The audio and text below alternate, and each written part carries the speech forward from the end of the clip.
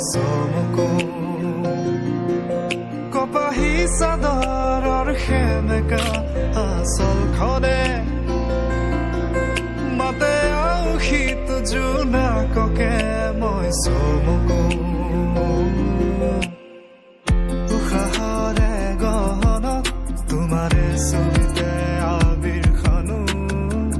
প্ৰাণতে তুমি অংকিতা দুচকুত